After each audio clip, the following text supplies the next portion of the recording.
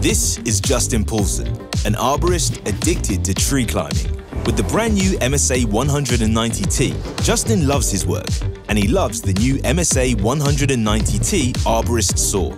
This one works great in combination with the new AP200S. Let's dive deeper into the tech facts. The MSA 190T has 1,500 watts electric power and instant torque, an EC motor with low maintenance, high efficiency and long life service. It just weighs 2.7 kilos without battery, bar and chain. With the Power Boost, the MSA provides extra short-term power when needed. X works. The MSA 190T is equipped with the STIHL LIGHT 01 lightweight bar for great balance. The new operating system is simple and elaborate, and so is the felling notch on either side. With the IPX4 rating, it's certified to work in the rain.